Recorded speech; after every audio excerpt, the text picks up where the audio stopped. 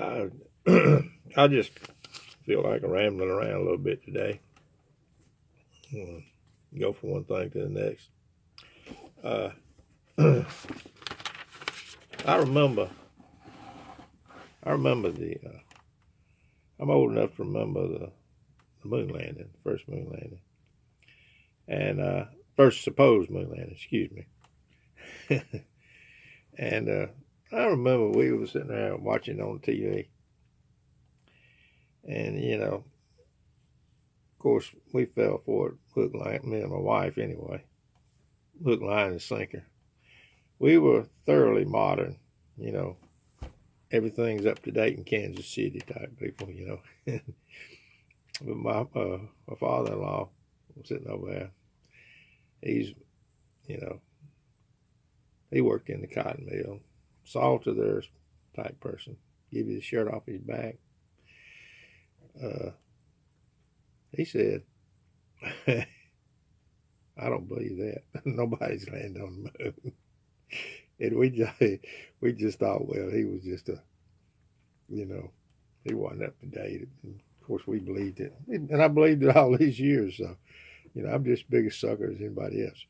But back then, and in the future, and in the past, there was a whole lot of people you weren't going to convince that anybody landed on the moon. But we've been thoroughly conditioned, now at this time in history, people have been thoroughly conditioned. So most everybody believes it.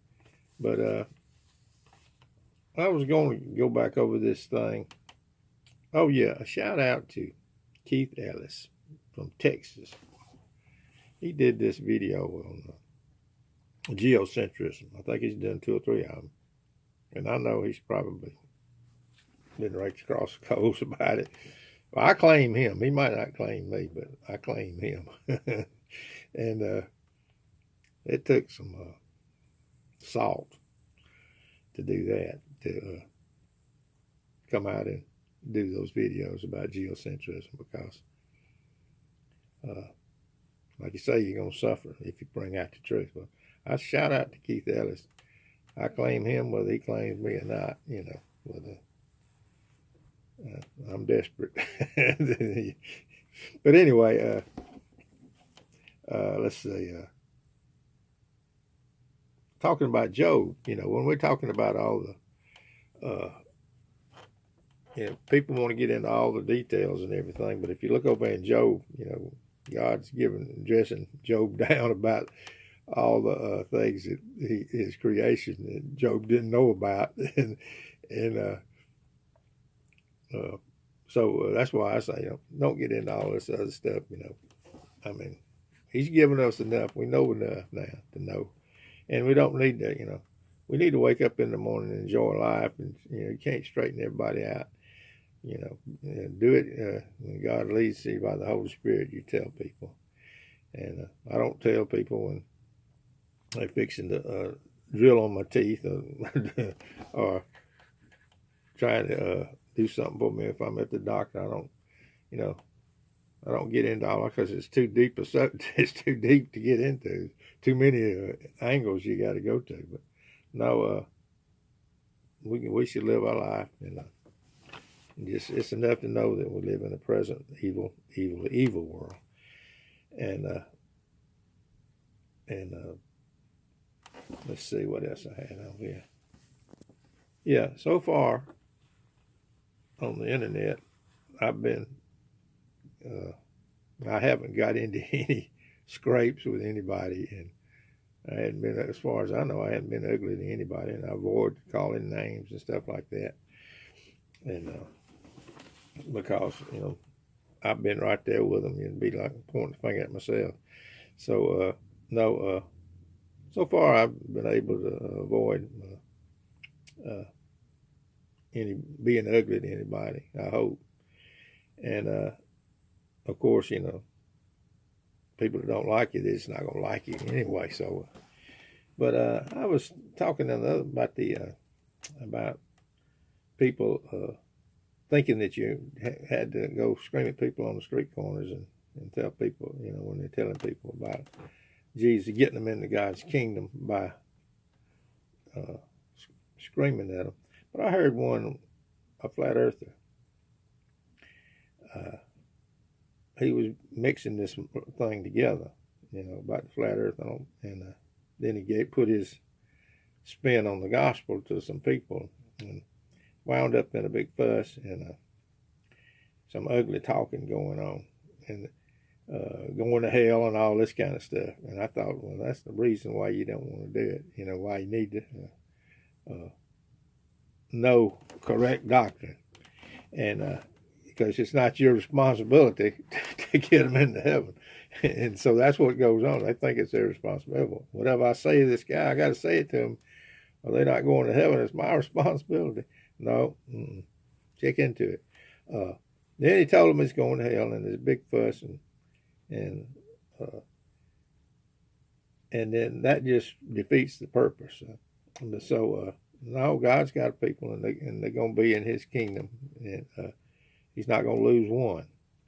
And but anyway, as the guy was riding off, after he'd done damned him to hell, he said, "But He loves you." God loves you. No. God loves His people, and probably that fellow that was riding off, probably one of His too, because God has a majority of God in everything. He has preeminence, so He has a great multitude of people that we don't even think are going to be in His kingdom, where He is, where the Lord is. Oh yeah. From now on, it's so hard for me to, I don't tell people this, but when I put something out on a guitar, I'm going to play some song or something. It's everything I can do to get it, the first time. And usually there's always some kind of mistake in it. So when I'm just put something up, it's just me practicing mostly. And it's probably the first time I ever did it. And so I'm just going to start, and it's so hard for me to do that I'll be honest, I couldn't do it twice. So I just do it, and I put it out there, and people like it, they like it. If they don't like it, they don't like it. But I got this other one I'm going to put up. I wasn't going to put it up because I messed up several times on the guitar.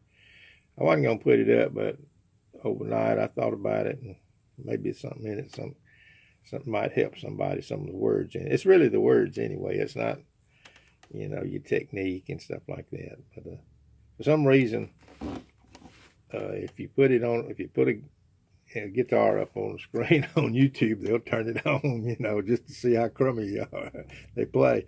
But anyway, I got one up called, let's see, putting a new one. It's called The World to Come. The World to Come.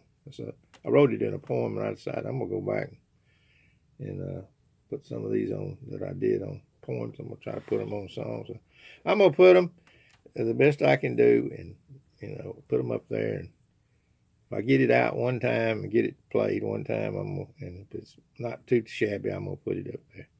All right. What else do I want to talk about? Oh, yeah. I recommend that people go back and look at Unpacking John 1:13, or it might be Unpacking John 1:13, or something to that effect. Doug White, Flat Earth, Unpacking John, or John 1:13 Unpackaged, or Unpacking John 1:13. Because to me, that's one of the that's a verse that it's got a bunch of, it covers just about everything. So I recommend people go back and try to find that on the internet. Unpacking John 1:13, and it talks about all the avenues of course, which were born not of blood, nor of the will of the flesh, nor of the will of man, but of God. So then I break it down. So I hope people can can understand it. But let's see.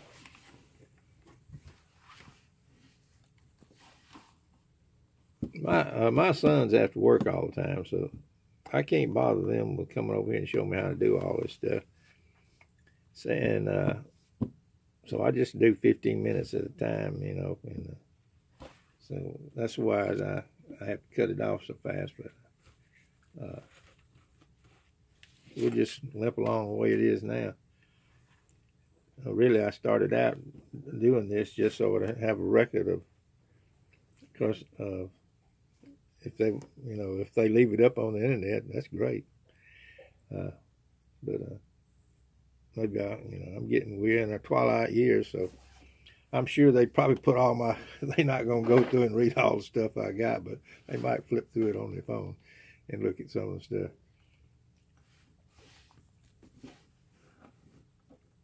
In just a few minutes now, we're going to have a couple more grandbabies. They're going to come over. We're going to watch them for a while. That's what you end up doing when you get old, you know. But we're pretty well. We got all kind of things wrong with us, but we're able to watch kids, and it's a blessing. I wrote this little song by what was the name of that song? Well, it's really the grandbaby song, but it's over there on Fun on God's Flat Earth. Doug White, Fun on God's Flat Earth. But it's really a grandbaby song. I wrote it, and I didn't do a very good job of it. That was the first one I ever put up, I think. And I wished I could take it down, but some people like it. So if some people like it, they, you know, you can't take it. You can't really. If one person likes it, you can't take it down. But let me see here. Oh yeah, I'm gonna comment. I hang out with just 2 or 3 minutes here left about one of these tactics I believe they're using to discredit, you know, the people that are waking up about flat Earth. Is they'll bring 2 people and they'll get them on there and they'll fuss and act real ugly to one another and claim to be, you know, they just want to get you, you know. I don't know how they, you know. I believe that they get them on there and they fuss with one another, and they might bring somebody on there, some kooky somebody, and some clown, and put them up there and say I'm one of yours, you know. They're one of, but really we should act. God give us a sound mind. We should act, you know, kind to our brethren. But I think what's going on there is they might be coming in and putting people up there that aren't really genuine, and they might be paying them, and then get on there and act kooky or something like that. And, oh yeah, I believe in flat Earth. And so that's one of the tactics, you know. I just want to, every time I find something, I suspect something. But so far I hadn't gotten no fuss with nobody.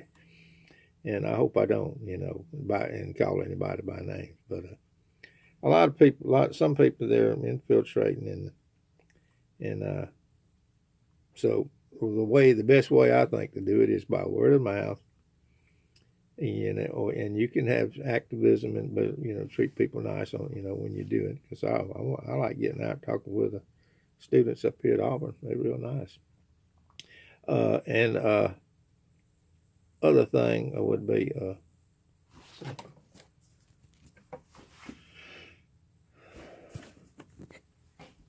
well, there's not any other thing. I got to get ready. The kids are fixing to show up. But nice talking to you this morning, and I'll see you next time. Peace and love from Alabama.